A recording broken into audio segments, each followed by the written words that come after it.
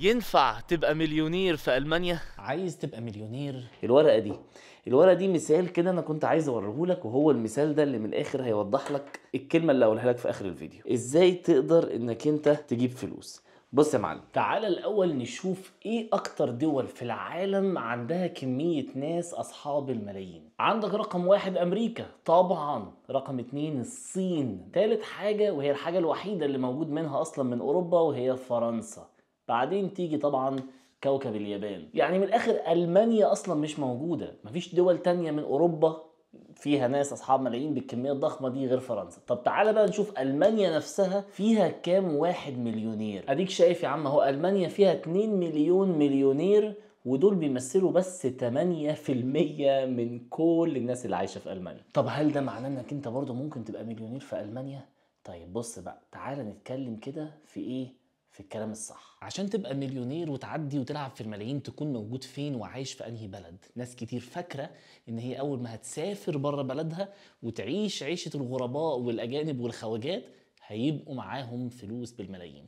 فتعالوا نتكلم بجد، هل ده فعلا هيفرق ولا مش هيفرق؟ ولو سافرت ايه اللي ممكن تحققه؟ لك قد إيه في ألمانيا؟ انا مولود ومتربي في المانيا، وعشت كام سنه في مصر ورجعت. يعني توتال مثلا في المانيا ممكن قاعد 13 14 سنه. بص يا معلم، انت قدامك 4 طرق. اول حاجه انك انت تبقى موظف وشغال في مكان عادي، موظف عادي خالص. وجودك كموظف في شركة على فكرة ده مش معناه انك انت مش هتبقى مليونير، لا، هو انت ممكن تبقى مليونير، بس انت مش هتبقى في مليونير في سن او عمر صغير، يعني مش في العشرينات مثلا. انت فاهم قصدي؟ انت لازم تخش بقى في اواخر التلاتينات وانت داخل في الاربعينات. ليه بقى؟ لانك انت لما هتوصل للسن ده هيبقى عندك خبرة من الماركت ومن السوق كبيرة، فبالتالي الشركات هتدفع فيك فلوس كتيرة، فبالتالي هتبقى مثلا مدير رئيس قسم، هتاخد ساعتها مرتب عالي جدا وشوية بنفتس كبيرة، وممكن على حسب المكان اللي انت فيه وعلى حسب الشركة ممكن تبقى مليونير، مش دايما. تاني حاجه انك تفتح شركه. ممكن الواحد يكون مليونير هنا في ألمانيا. ايوه، يقدر الواحد يكون مليونير في المانيا لو عنده فكره جديده على السوق، لان سوق العمل مرحب دائما بالافكار الجديده اللي خارج نطاق الصندوق. حتى لو، بص انا ركزت على ايه في المانيا، بمعنى هل كل ده هيقدر ان هو يحققه جنب مشاكل الضرايب والاجراءات وي اللي الناس كلها بتشتكي منها؟ يقدر يحققها لان ديت مش مشاكل، ديت قانون. واللي بيفتح مشروع وعنده فكره وعايز يبقى راجل اعمال ناجح لازم يدرس ابعاد قراره ومنها الضرايب والعمال والتكاليف، والا يبقى هو وده السبب اللي ياكد لك ان كله بيفشل. ليه؟ لانه ما بيدرسوش، هو بيفكر في الفكره ويخش ينفذها، هو ما بيدرسهاش. انما لو مدروسه صح ومحسوبه صح ومعروف ان الضرايب ده جزء والتامينات دي جزء اصلا من المشروع، بيكسب. ما يكسبش ليه؟ يا جماعه، فتح الشركه ده مش معناه ان انا خلاص بقيت صاحب الملايين، لا، على فكره في ناس كتير قوي انتربرينور وصحاب شركات صغيره وبداوا صغيرين ولسه طول عمرهم صغيرين. الموضوع مش متوقف على انك تفتح شركه او تكون موظف، توفيق من عند ربنا، مجهود منه، ومساعده من السوق ومن الناس اللي حواليه وهكذا.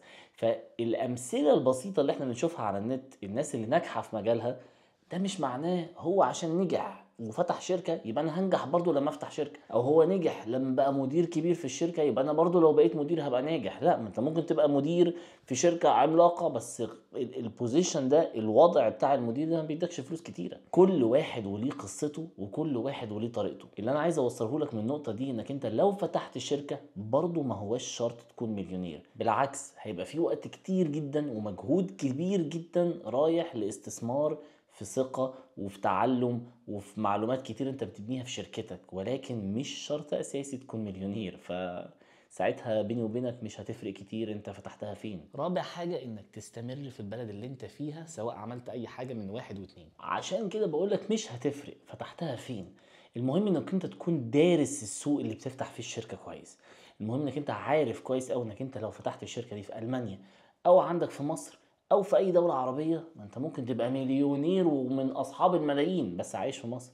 فانت اهم حاجة تكون دارس اللي انت بتعمله قبل ما تفتح شركة وتدفع فيها كل اللي قدامك واللي وراك. رقم 4 هو انك انت تسافر وتهاجر. اخر حاجة بقى انك انت تسيب البلد وتهج وتهاجر، وزي ناس كتير عملت كده وانا منهم مثلا. ودي حاجة على فكرة ما عملتهاش عشان خاطر انا كنت مقتنع 1,000,000% ان انا لو هاجرت هبقى من اصحاب الملايين او هكسب فلوس كتير.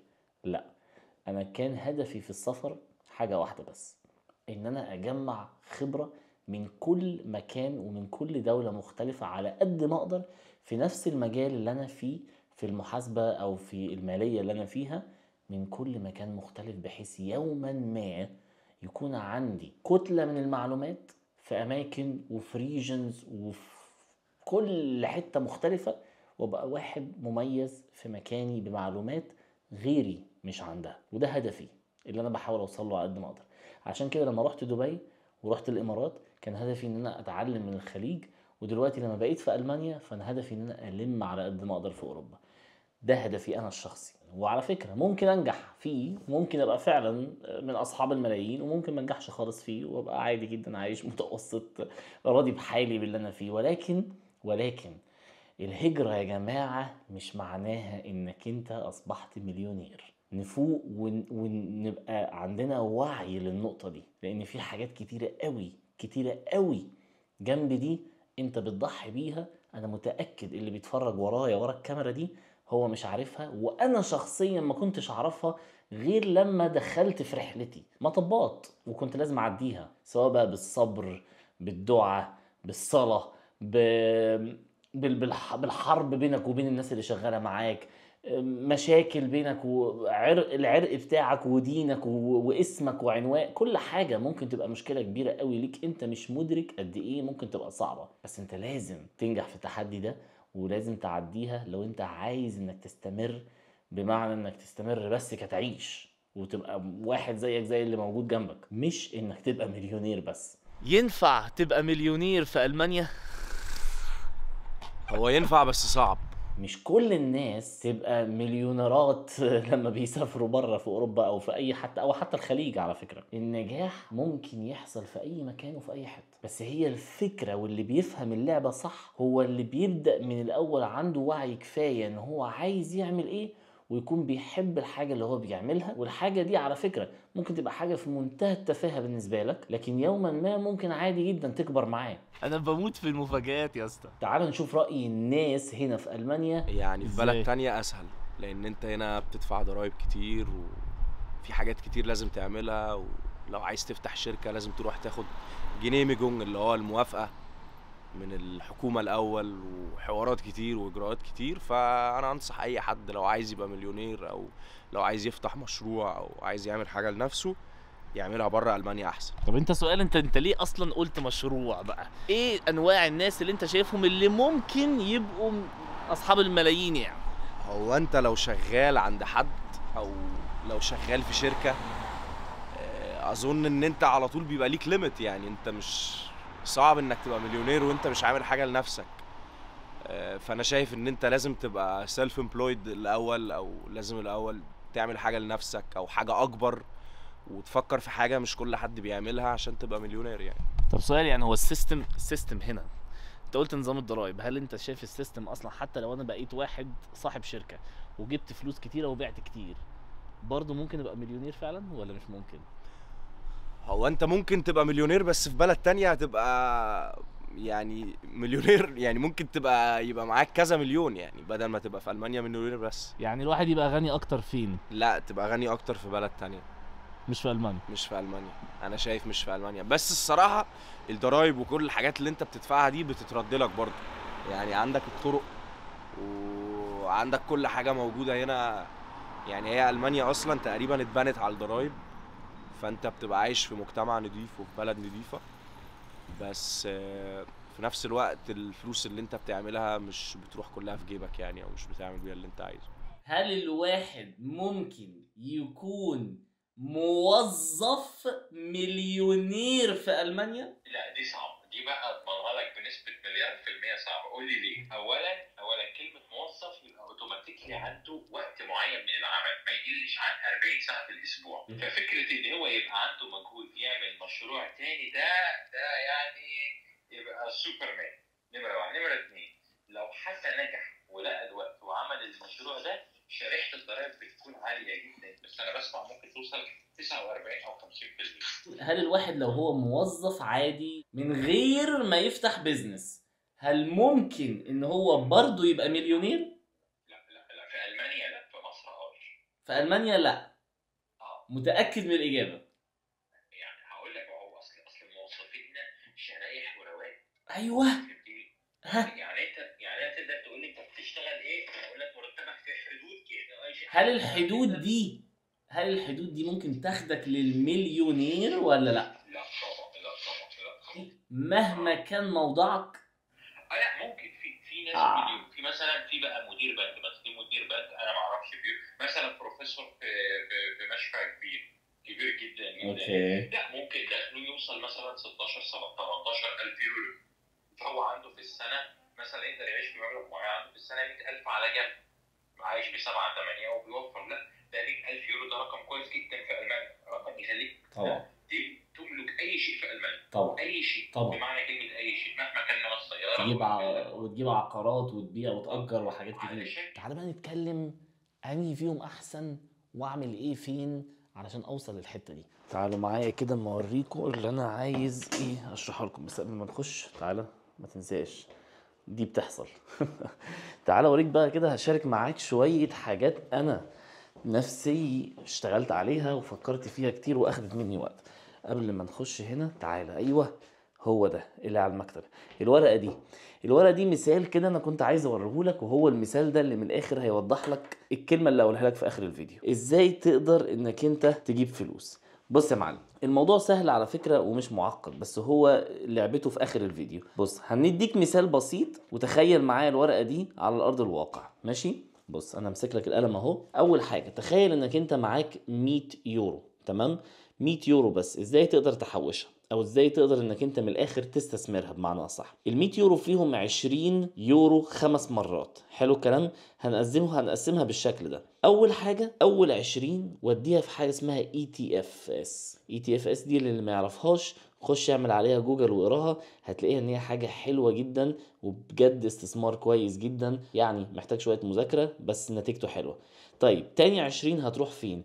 دي نظريه انا مسميها سيل فور شورت تيرم ريسيل. بمعنى تخيل معايا انك انت معاك 20 يورو وتقدر انك انت بيها تستخدمها في حاجه تقدر بعد كده تكسب منها فلوس. بمعنى برضو ايه؟ اشتري حاجه بتمن ال 20 يورو دول مثلا، تقدر انك انت بسهوله تخش تبيعها بمبلغ اكتر وتتاجر فيها وتجيب لك فلوس اكتر. وعلى فكره الحاجه دي مش لازم تكون ايتم واحد، يعني مش لازم يكون حاجه واحده بس، لا انت ممكن انك انت تجيب مثلا شويه بضاعه هدوم وتنزل تعرضهم للمحلات وتبيعها وتكسب منها. المبدأ نفسه انك انت تنزل تجيب حاجة او تتاجر فيها فتكسب اكتر. حاجات مثلا للكمبيوتر، حاجات ماوسات مثلا تنزل تجيبهم بسعر الجملة وبعد كده ترجع تبيعهم.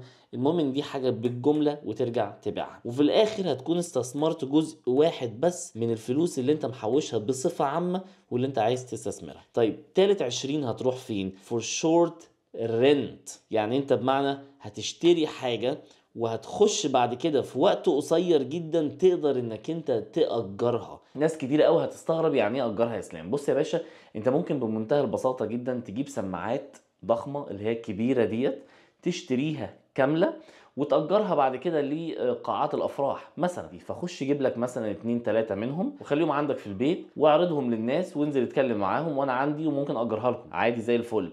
فيبقى انت طبقت النظرية الثالثة، وانك انت اشتريت حاجة وبتأجرها، فهي بتجيب لك دخل مستمر على طول ما انت بتأجرها. رابع 20 يورو هتروح فين؟ هنا بقى انت هتحوشها لنفسك شوية، حوش منها جزء لنفسك للمستقبل، سواء بقى بالمستقبل عايز تجيب بيها شقة، عايز تجيب بيها عربية وتقلبها مثلا ايجار، عايز تأجرها، عايز تجيب اوبر، عايز تجيب تاكسي، براحتك. دي حاجة ترجع لقراراتك انت الشخصية. واخر 20 يورو دي اهم واحدة بالنسبة لي من وجهة نظري، انك انت تinvest in yourself، انك تستثمر في نفسك. وهنا يا جماعة لما اجي اقول لك تستثمر في نفسك، بمعنى انك انت تتعلم حاجة تقدر ان هي في المستقبل تجيب لك فلوس. بمعنى اصح اتعلم برنامج مثلا، اتعلم الفوتوشوب، اتعلم الادوبي بريمير، اتعلم الحاجات دي وخش اعرض خدماتك للعملاء اللي زي حالتي مثلا.